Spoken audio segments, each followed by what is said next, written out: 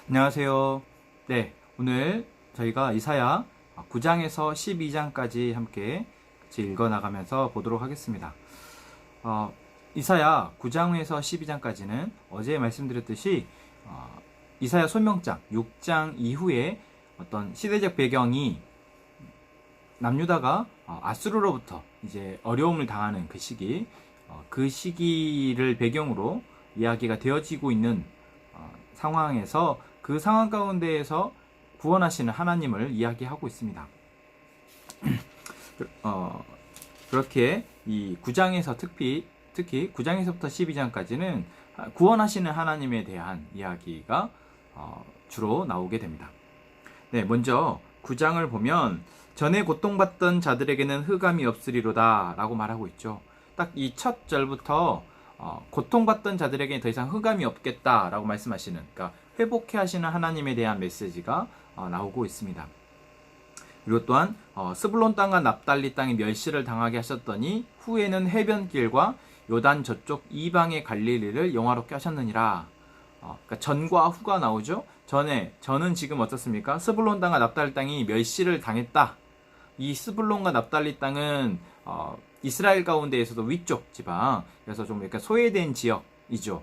근데 그 지역을 신약으로 오면 갈릴리라고 말합니다.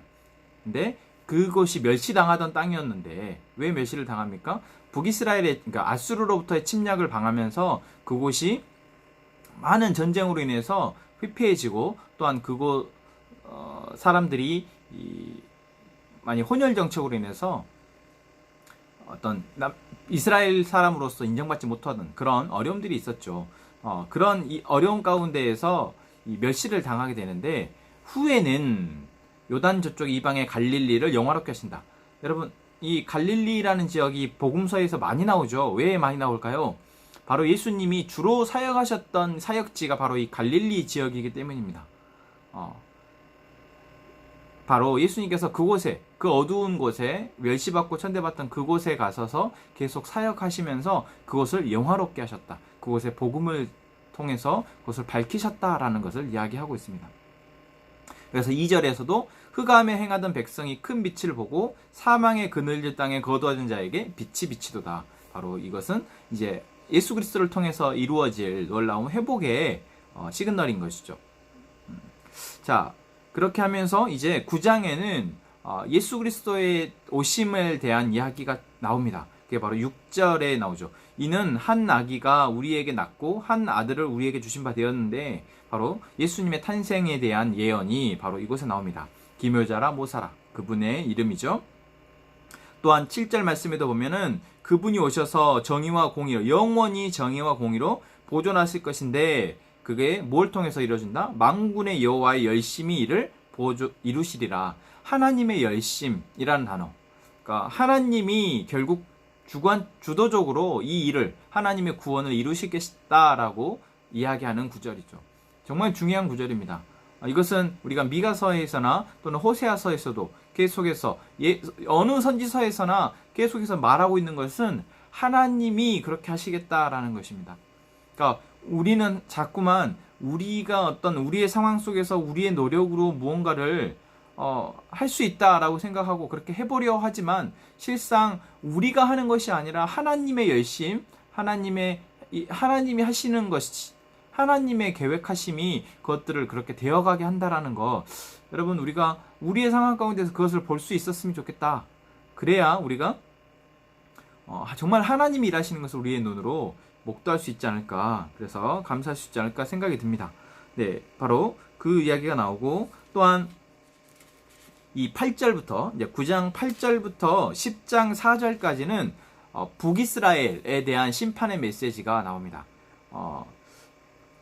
그들이 완악하였고, 또한 그들이 교만하였고, 그래서 그들이 교만한 표현이 이렇게 나오죠. 10절, 9장 10절에 보면은 벽돌이 무너졌으나 우리는 다듬은 돌로 쌓고 뽕나무들이 찢겼으나 우리는 백향목으로 그것을 대신하겠다라고 한다. 그러니까 북이스라엘의 교만함을 표현하고 있는 것이죠. 그러니까 벽돌이 무너졌는데 우리는 벽돌 말고 다듬은 돌 가지고 하겠다. 또는 나무들이 다 쓰러졌는데 우리는 백향목, 더 비싼 나무로 그것을 대신하겠다라고 하는 그들의 교만함, 그러니까 무너져가면서도 어떤 자존심을 세우고 교만한 그 북이스라엘의 모습을 이렇게 표현하고 있는 것입니다. 그래서 하나님께서 어떻게 하신다? 하나님의 진노가 그들에게 임한다 라고 말하고 있죠. 그러면서 12절에 보면은 그 표현이 이렇게 되어 있습니다. 그럴지라도 여호와의 진노가 돌아서지 아니하며 그의 손이 여전히 펴져 있으리라. 하나님의 진노하심과 하나님의 벌주심이 바로 이러한 표현으로 드러나죠. 하나님이 결코 손을 돌이키시지 않겠다. 손이 여전히 펴져 있다. 하나님의 심판의 손이 펴져 있다라는 것. 이러한 표현이 참 그 이사야서가 어떤 참 문학적으로도 참 좋은 높은 평가를 받는 책인 것입니다. 자, 또한 그 뒤에 이제 10장 4절까지도 계속해서 북이스라엘에 대해서 하나님의 심판이 임할 것이다 라는 이야기를 하고 있습니다. 자, 그리고 이제 10장 5절부터는 자, 북이스라엘을 멸망케 하는 도구가 무엇입니까? 아수르이죠. 네, 아수르에 의해서 북이스라엘이 멸망을 하게 되는데 그 아수르에 대한 메시지가 바로 10장 5절부터 나오게 됩니다. 10장 5절에 보면은 아수르 사람은 화 있을진저 그는 내 진노의 막대기요 그 손의 몽둥이는 내 분노라 라고 이야기하고 있어요. 네. 이것은 하나님이 아수르를 통해서 북이스라엘을 심판하시는데 그 아수르란 나라가 바로 그래서 하나님의 몽둥이다, 하나님의 도구다 라고 말하고 있는 것이죠. 그래서 내가 6절 말씀에 내가 그를 보내어 경건하지 아니한 나라를 치게 하며 라고 말하고 있습니다. 그를 보내서 경건하지 않는 나라, 어느 나라입니까? 북이스라엘이죠. 그 나라를 치게 하였다 라고 말하고 있습니다. 자, 그런데 이 아수르가 이제 하나님의 도구이니 아수르가 하나님의 뜻으로 자기들이 사용되어졌다고 생각하지 않고 자기들의 힘, 자기들의 능력으로 그렇게 되어졌다고 생각하는 것이죠. 자, 그 이야기가 12절 말씀에 이렇게 얘기하고 있습니다. 그러므로 주께서 주의 일을 시온산과 예루살렘에 다 행하신 후에 아수르 왕의 완악한 마음의 열매와 높은 눈의 자랑을 벌하시리라. 그러니까 그 아수르 왕이 자기들의 완악함 그리고 논이 높아진 거죠. 뭔가 자기들이 이제 힘으로 다른 나라를 정복하니까 근데 그것을 하나님께서 벌하시겠다. 그러면서 이 하나님이 재미난 표현을 하시는데 그것은 15절의 표현입니다. 도끼가 어찌 찍는 자에게 스스로 자랑하겠으며 톱이 어찌 켜는 자에게 스스로 큰 채하겠느냐. 이는 막대기가 자기를 드는 자를 움직이려 하며 몽둥이가 나무 아닌 사람을 들려 함과 같음이로다. 그러니까 지금 아수르 하는 행태가 바로 이런 것이다라는 거죠.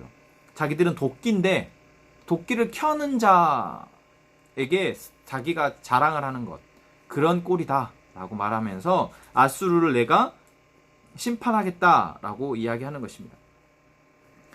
그게 바로 19절까지 나오죠. 자, 그리고 20절부터는 그날에 그러니까 아수르가 심판당하는 그때가 되면 이스라엘의 남은 자와 야곱 족속에 피난하는 자들이 다시는 자기를 친 자를 의지하지 아니하고 그러니까 아수르가 그때는 강대국이었고 아수르에 의해서 북이스라엘이 멸망을 하게 되고 이제 남유다까지 공격을 당하게 되는 지금 상황이잖아요. 히스기야 때 그 사네립에 의해서 그때가 되면 근데 그때는 아수르가 엄청 큰 나라 같지만 사실 하나님이 아수르를 치시는 그것을 보게 되면 다시는 자기를 친 자, 그러니까 아수르를 의지할 생각을 하지 않게 되고 하나님을 진실하게 의지하게 될 거다라고 하나님께서 예언하고 있는 것입니다. 그리고 21절에 남은 자가 하나님께 돌아올 것이다. 그리고 여기서 중요한 표현이 있는데 22절에 보면 이스라엘이여 내 백성이 바다의 모래 같을지라도 남은 자만 돌아와. 그러니까 이스라엘 백성이 많단 말이죠. 그런데 그 중에서도 남은 자만 돌아온다. 그러니까 이스라엘 백성이 다 돌아온다고 우리가 생각하지만 그렇지 않습니다. 이스라엘 백성 가운데에서 남은 자만 돌아온다라고 말하고 있는 거예요. 그러니까 여기서 남은 자가 무엇이냐? 하나님의 진실하게 하나님을 의지하는 자, 그 자들이 돌아오게 될 것이다 라고 말하고 있습니다.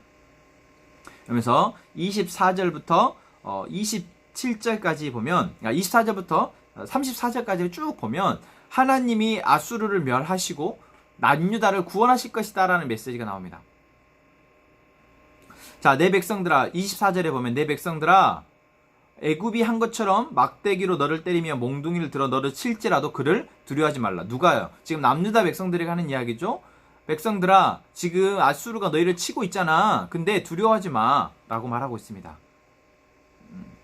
그러면서 25절에 오래 지나지 않아서 네개인이라는 것은 남유다를 향해서는 분을 그치시고 그들은 내 진노로 멸하리라. 하나님의 진노로 아수르가 멸하게 될 것이다 라고 이야기하고 있습니다. 자, 그리고 28절부터 32절까지는 이거 좀 뭔 이야기인지 잘 모르시겠죠. 왜냐면 각 지명, 익숙하지 않은 지명이 쭉 나오니까. 이것은 성경을 보면 이 각각의 지명들은 북이스라엘부터 남유다까지 오게 되는 지명을 말합니다. 다시 말하면 아수르가 지금 남유다를 침공하기 위해서 거쳐오는 도시들인 것이죠.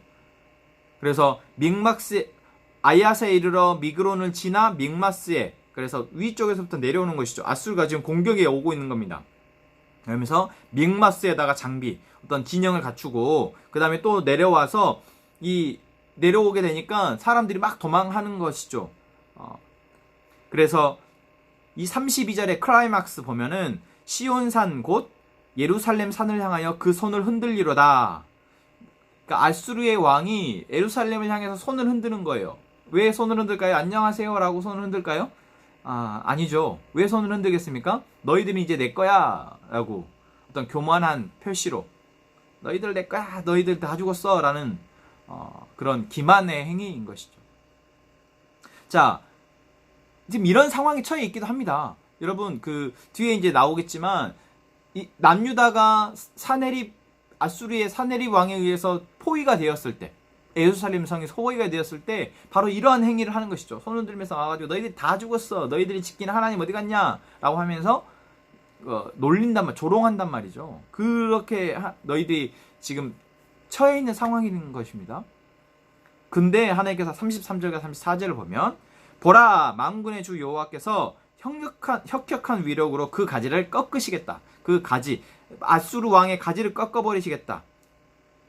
그 장대한 자가 찢길 것이요 높은 자가 낮아질 것이며 또 쇠로 그 빽빽한 숲을 베어버리시겠다. 빽빽한 숲, 아수르의 군대를 말하죠. 그것을 베어버리시겠고 레바논이 권능 있는 자에게 배임을 당하리라. 레바논이라는 것은 어떤 하나의 도시이지만 여기에서는 그 아수르의 왕을 상징합니다. 그러니까 레바논의 백향목이라는 말이 있죠. 그래서 백향목이라는 나무가 나무 중에 나무인데 그 레바논이 바로 그 아수르의 지금 가장 강력한 권력자를 상징하는 것이죠. 근데 하나님께서 그 레바논이 권능 있는 자에게 배임을 당하리라. 바로 배임을 당한다는 것은 나무를 말하는 거잖아요. 다시 말하면 백향목을 이야기하는 겁니다. 비유적인 표현으로. 그래서 하나님이 그 아수르의 왕을 베어버리시겠다 라고 말씀하시는 것입니다. 이거는 뒤에 저희가 그 히스기야 왕의 그 중간 삽입장, 그 장을 저희가 보면은 조금 더 이해가 될 것 같습니다. 자, 그리고 이제 11장은 놀랍습니다. 하나님이 이제 하나님의 아들 메시아를 통해서 예수 그리스도를 통해서 이루실 일들, 그것을 보여주고 있습니다. 11장 이새의 줄기에서 한 싹이 나며 그 뿌리에서 한 가지가 나서 결실할 것이요. 이새의 줄기, 왜 다윗의 줄기가 아니라 이새의 줄기일까? 원래는 다윗 왕의 계보로 예수님이 오시는 것이잖아요. 네, 그걸 다윗이 아니라 이새의 줄기에서 한 싹이 난다라고 표현하고 있습니다. 바로 그 가문에서 하나님의 이 약속되어진 그 혈통을 통해서 예수 그리스도가 탄생하실 것을 이야기하고 있죠. 그리고 그분 위에 11장 2절에 보면은 그 예수 그리스도 위에 하나님의 영이 임한다. 그래서 그 위에 여호와의 영, 지혜와 총명의 영, 모략과 재능의 영, 지식과 여호와를 경외하는 영이 강림, 하나님의 영이 임하실 것이다 라고 이야기하면서 그분이 오셔서 심판하실 것이다. 그분이 오셔서 심판하실 것인데 그분은 눈에 보이는 대로, 귀에 들리는 대로 심판하는 것이 아니고 공의로, 정직으로 심판하시겠다 라고 말씀하고 있습니다. 그렇죠. 예수 그리스도께서 오셔서 사실 눈에 보이는 대로 또는 귀에 들리는 대로 심판했으면 그 당시에 예수님에게 보여줬고 들려졌던 많은 유다의 그런 사람들 또는 로마의 병사 다 죽었을 것입니다. 그런데 하나님께서는 하나님의 공의와 정직함으로 심판하셨기 때문에 그곳에서 그들을 죽이신 것이 아니라 십자가에 본인이 죽으셨다라는 것이죠. 왜요?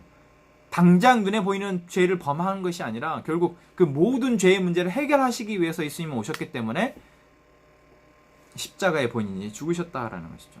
그리고 6절부터 9절까지는 예수 그리스도께서 이루실 하나님의 나라, 그때에가 되죠. 그러니까 예수님이 그렇게 이루실, 완성하실 그 나라가 어떤 모습인지에 대해서 6절부터 9절까지 이야기하고 있는데, 이것은 바로 하나님의, 완성되어질 하나님의 나라에서의 모습을 상징하고 있습니다. 무엇입니까? 어린 양과 이리가 함께 살고, 표범이 어린 염소와 함께 눕고, 바로 약자와 강자가 함께 있어도 그들이 함께 행복하다라는 것을 상징하는 것. 그게 바로 이사야 11장 6절에서부터 9절까지가 이야기하는 것이죠. 그리고 그렇게 될 수 있는 가장 중요한 이유는 그냥 어떤 물리적으로 그들이 함께 있어 라고 해서 되어지는 것이 아니라 9절에 나옵니다. 9절 하반부에 이렇게 말하고 있죠. 이는 이렇게 될 수 있는 것은 물이 바다를 덮은 같이 여호와를 아는 지식이 세상에 충만하기 때문이다 라고 말하고 있습니다.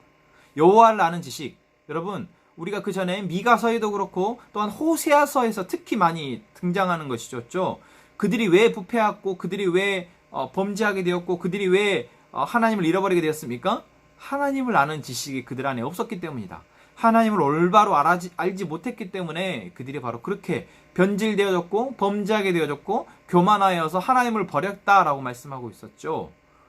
맞습니다. 이사야서에서는 예수 그리스도께서 오셔서 이 땅을 회복해 하실 것인데, 그래서 어린 양과 이리가 함께 있어도, 염소와 표범이 함께 살아도 함께 살아갈 수 있다라고 말하고 있는데, 그 이유가 여호와를 아는 지식이 충만하기 때문이다. 다시 말하면 예수 그리스도를 통해서 우리 안에 여호와를 아는 지식이 충만해지면 바로 하나님의 나라가 이루어진다라는 것을 이야기하고 있는 것이죠. 자, 그리고 10절 말씀에부터 이제 16절까지는 뭘 이야기하고 있냐면, 예수 그리스도가 오시면 만민의 기치로 설 때, 다시 말하면 예수 그리스도가 이제 만민의 기치, 깃발로 선데 열방이 그에게로 돌아온다. 열방이, 여기서는 이스라엘 족속이라고 말하고 있지 않죠. 열방이 돌아온다라고 말하고 있습니다. 그러니까 이거 정말 중요한 표현인 거죠. 이 책을 읽고 있을 이스라엘 백성들은, 이 선지서를 읽을 이스라엘 백성들이 볼 때는 사실 이거는 뭔 이야기인지 이해가 되지 않습니다. 자기들을 회복하고 자기들을 구원하시기 위해서 메시아가 온다라고 생각했지만, 사실 하나님께서는 분명히 뭐라고 있냐면 열방이 그에게로 돌아온다라고 말하고 있어요. 또 그날에 주께서 다시 그의 손을 펴사 그의 남은 백성을 아수르와 애국과 바드로스와, 그러니까 남은 백성, 지금 전쟁으로 인해서 뿔뿔이 흩어지게 되죠. 아수르 다음에 남유다 백성들이, 이 북이스라엘과 남유다의 백성들이 아수르와 바벨론에 의해서 뿔뿔이 흩어지게 됩니다. 근데 그들이 돌아오게 될 것이다, 돌아오게 하실 것이다 라고 말씀하고 있습니다. 흩어진 자들을 돌아오게 할 것이고 그들을 회복하시겠다라고 말씀하고 있습니다. 그것이 무엇과 같다? 16절에 보면은 이스라엘이 애굽 땅에서 나오던 날과 같게 하시겠다. 이스라엘이 애굽 땅에서 나오던 날과 같게 하시겠다. 다시 말하면 그때처럼 하나님이 구원하실 것이다. 그리고 그 위에 재밌는 표현인데, 그 위에 보면은 여호와께서 애굽 해만을 말리시고 애굽의 바다, 애굽의 바다를 말려버리시겠다. 마치 홍해를 가르셨던 것처럼, 또한 그의 손을 유브라데 하스 위, 유브라데는 바벨론을 상징합니다. 바벨론이 그 핵심이 바로 그 티그리스 유프라테스 강, 그 유브라데 강에 형성되어진 제국이거든요. 그래서 그 유브라데 강을 흔들어서 뜨거운 바람을 일으켜 그 하수를 쳐서 7갈래로 나누어 신을 신고 건너게 하실 것이다. 다시 말하면 마치 홍해를 갈라서 지나가게 하셨던 것처럼 아수르와 아수르는 멸망돼 버렸고 애굽과 바벨론, 그 당시에 강대한 제국이었던 그 나라들을 하나님께서 치시고 너희들을 회복하게 하시겠다라고 말씀하고 있는 것. 이게 바로 이스라엘 백성들 향한 하나님의 회복의 말씀이었고, 동시에 온 열방을 향한 예수 그리스도를 통해서 회복되어질 하나님의 나라를 지금 미리 예언하고 있는 것입니다. 자, 그리고 이제 12장은 그것에 대한 감사의 찬양, 구원하실 하나님에 대한 감사의 찬양이 있을 것이다 라고 12장은 이야기하고 있죠. 네, 여기까지 제가 12장까지 오늘 살펴봤습니다. 여러분, 이사야서 은혜가 좀 되시지 않습니까? 그러니까 우리가 그 당시의 이야기라고 생각해버리면 사실 그랬나 보다 이지만 이사야 시대에 이사야가 이것을 예언하던 시대에 살던 이스라엘 백성들 또한 그들의 상황 가운데에 지금 주시고 있는 하나님의 회복의 메시지와 또는 심판의 메시지와 회복의 메시지가 이 시대를 살고 있는 우리에게도 동시에 어떠한 부분을 하나님께서 지금 심판하시고자 하는지 돌이키라고 말씀하시는지 그리고 우리의 상황 가운데 하나님께서 어떻게 회복하시겠다 하시는지가 우리에게 적용되어진다면 정말 큰 힘이 되리라 믿습니다. 네, 계속해서 저희가 그 이사야 메시지 계속 잘 듣고 우리에게 기쁨이 됐으면 좋겠습니다. 감사합니다.